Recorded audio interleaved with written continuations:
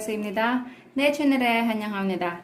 Hi guys, I'm Beth and welcome back to my channel. So, for today's video, pag-uusapan natin kung ano-ano nga ba yung mga counting units na ginagamit natin para kay native Korean numbers at kung ano-ano ba yung mga counting units para kay Sino-Korean numbers para hindi kayo malito.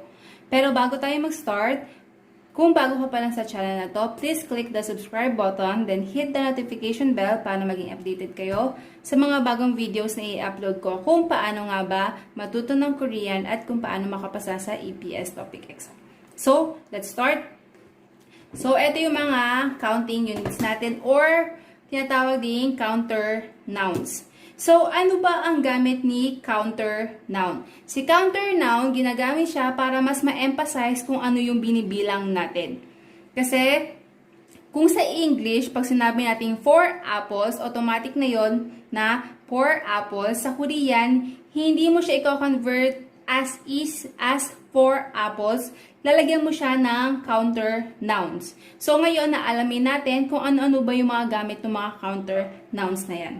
So, first counter noun natin is si gap. Si gap, gagamitin nyo yan once na ang bibilangin nyo ay mga small boxes or pwede rin packs. Example, packs of cigarette. Diba yung pakete ng sigarilyo, maliit yun. So, pasok siya kay gap. So, bigay nga tayo ng example. Yan. Example to sa number 1 ha, which is gap. Example natin is 5 packs of cigarette. Yan, 5 packs of cigarette. Paano kaya natin ito i-convert sa Korean? Kapag magko-convert kayo ng numbers at may kasamang counters, ang pagko-convert niyan is laging una si noun, susundan nung numbers, susundan nung counters. C na lang ilalagay ko or CN para counter noun. Ulit, kapag magko-convert kayo ng sentence na may kasamang numbers at may kasamang counter noun, ang gagawin nyo, uunahin nyo yung pinaka-noun, yung pinaka-binilang nyo. Noun, nasa unahan. Susundan nung numbers, then si counter noun, lagi siyang nasa dulo. Siya yung laging kasunod nung numbers. So, convert nga natin itong 5 packs of cigarette. Unahin natin yung noun natin, which is cigarette. Ang cigarette sa Korean is tambe. Then, susundan ng numbers. Numbers daw. Gamit natin is native Korean number. Ang 5 sa native is tasot. Then, meron tayong packs. Ibig sabihin, small boxes, small box. So, pasok siya kay gap. So, lagay nyo dito sa dulo is gap. So, meron na tayong dambe, tasot, gap. Ganun lang kasimple, guys. Clear? Ulit, kapag ang binibilang nyo, noun na nakalagay sa small boxes, ang gagamitin yung counting unit or counter noun ay si gap. Kasi si gap, ginagamit siya once na ang binibilang ay mga small boxes. Next natin is gurut. Yan, next is gurut. Si gurut naman, gagamitin nyo siya once na ang bibilangin nyo mga pagkain nakalagay sa bowl. Example. Example is 2 bowls of soup. Yan. Paano nga ulit mag-convert ng sentence sa Korean kapag may kasamang number at counter noun? Laging una si noun, susundan ni number, susundan ni counter noun. So, dito, ang noun natin is si soup. Ang soup sa Korean is guk. Then, susundan ng number natin which is 2. Sa native, 2. Then, susundan ng counter noun natin which is bowl, gurut. Yan. So, meron na tayong guk to gurut. 2 bowls of soup. Ganun lang kasimple, guys. Clear ba? Again, kapag ang bibilangin nyo mga small boxes, mga nakalagay sa small box, ang gagamitin nyo ay si gap. Kapag naman ang bibilangin nyo mga pagkaing nakalagay sa bowl, ang gagamitin nyo ay gurut. Clear? Next natin, yan, number 3. Next natin is si Songni. Songni.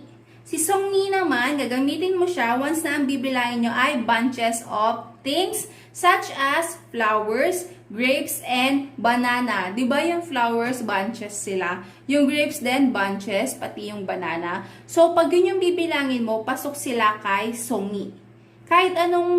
Pwede rin kahit anong klase ng bulaklak, pasok yan kay Songni. Pero pagdating sa fruits, mga bunches lang. Mga bunches of grapes, bunches of banana. Ang pasok kay Songni. Example. Example is 4 bunches of flowers. 4 bunches of flowers. Kapag i-convert natin yan sa Korean, uunahin natin yung ating noun which is flower kot. Then, susundan ni numbers which is 4, ne. Then, bunches. Ano ba ang counting unit ng bunches of flower is songi. Yan. So, meron na tayong kot, ne, songi. Ganyan lang kasimple, guys. Ulit, from the start, kapag ang bibilangin nyo mga small boxes, ang gagamitin nyo ay si cup. Kapag naman ang bibilangin nyo mga pagkain nakalagay sa bowl, ang gagamitin nyo ay si gurut. Then, kapag naman mga bunches of things such as flowers, grapes, saka banana, ang gagamitin nyo ay si songi. Next natin is Mari. Mari. Si Mari naman, gagamitin nyo siya once na ang bibilangin nyo ay mga animals. Yan. Example. Example is 8 cats. Yan. So, pag-convert natin sa Korean yan, ulit, laging uunahin natin yung noun, susundan ng number, then yung counter noun. So, ang noun natin dito is si cats. Ang cat sa Korean is goyangi. Then, susundan natin ang number which is 8. Ang 8 sa native is yodul. Then, ano ba ang counting units ng mga animals? Ang counting units nila is mari. So, lagay sa dulo, mari. Yan. So, meron ka ng goyangi, yodul, mari.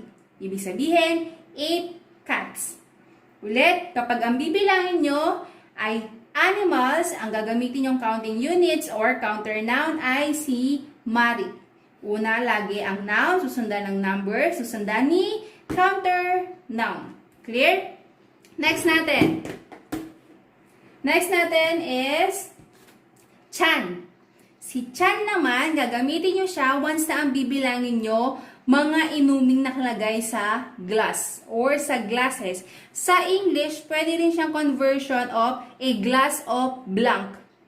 Pwede rin a glass of blank. Pwede rin siyang ganyan.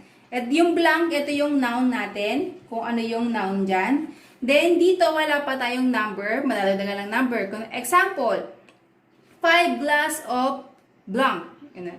So, ito yung example natin. Again, si chan, ginagamit natin siya once na ang bibilangin nyo mga inuming nakalagay sa glass. Example natin. Pwede rin siyang conversion sa sa English na a glass of blank. Yung blank natin, noun yun. Example natin is 3 glasses of water. Mas maiintindihan nyo to guys, yung gamit ni counting units. Once na nasa grammar na tayo. Pag nasa grammar na tayo, ituturo ko sa inyo kung paano nga ba mag-construct ng sentence kapag may counting unit na kasama yung sentence nyo. So, convert muna natin itong 3 glasses of water. Paano nga ulit i-convert? Laging uunahin natin yung ating noun which is water, mul. Then, susundan nung number. Ang 3 sa native is se.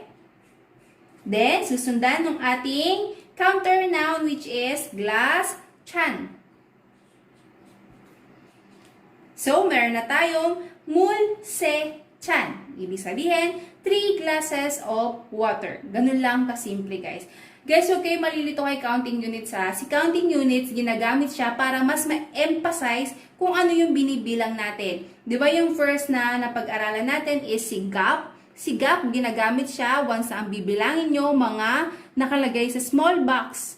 Then, sigurot naman, gagamitin nyo siya once ang bibilangin nyo mga nakalagay sa bowl. Automatic na yan. Basta alam mong pagkain na nilalagay sa bowl, ang gagamitin mo, sigurot.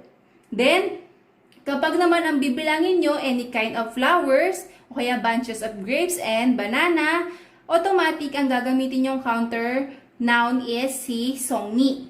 Laging uunahin nyo si noun, susundan ni number, susundan ni counter, noun, or counting units. Laging ganun yung sentence construction kapag may counting units. Clear ba, guys? Then, kapag ang bibilangin nyo naman ay any kind of animals, pasok yan kay Mari. Ganun lang lagi, guys. Tingnan nyo kung saan pasok na kategory yung binibilang nyo. Example, yung dog, saan kategory siya pasok? Di ba animal siya? So, pasok siya kay Mari. Ganun lang lagi, guys. So, ang gawin nyo, isulat nyo lahat ng mga counting units, then sauluhin nyo kung saan sila ginagamit para mas madali once na magko-construct na kayo ng sentence para hindi na kayo malilito. Ganun lang yun, guys. Then, kapag bibilangin nyo naman mga inuming nakalagay sa glass, or kapag may nakita ka sa sentence na a glass of, ang gagamitin nyo ay si chan. Then, laging una lang si noun, susundan ni number, susundan ni counting unit. Laging ganun lang, guys. Noun plus number plus counter noun. Di kayo malilito pag ganun yung sinunod nyo. Next natin is chang. Kung itong number 5 natin, chan. Itong number 6 natin, chang. Lalagyan nyo lang ng G. Napansin nyo, di ba? Chan, chang. Lalagyan lang ng G. So, saan ba ginagamit si chang? Si chang, ginagamit nyo siya or gagamitin nyo siya once na ang bibilangin nyo ay flat or thin object. Example, sheet of paper. Di ba yung sheet ng paper, di ba manipis siya? So, pasok siya kay chang. Basta kahit anong bagay na manipis, dito yan sa chang ano yun? Basta kahit anong bagay na manipis, pasok yan kay chang. Yun, sorry, nabulol pa. So, give tayo na example. Example natin dito kay chang is, yung sabi ko nga kanina, 1 sheet of paper. Kasi di ba ang paper manipis yan, so pasok siya kay chang.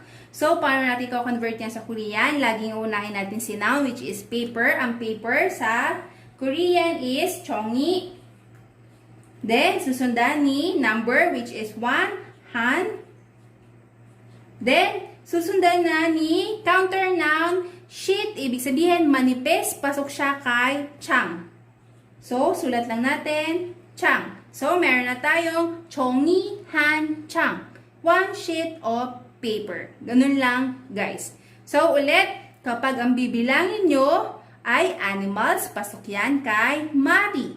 Kapag naman ang bibilangin nyo, mga inuming nakalagay sa glass, or kapag sa English sentence may nakita kayong a glass of blank, ang gagamitin nyo ay si chan. Kapag naman ang bibilangin nyo ay maninipis na object, pasok yan kay chang. Again, paulit-ulit ako para hindi nyo makalimutan na ang pagko-convert ng sentence kapag meron tayong number at counter noun is laging una si noun, susundan ni numbers, susundan ni counter noun or counting units.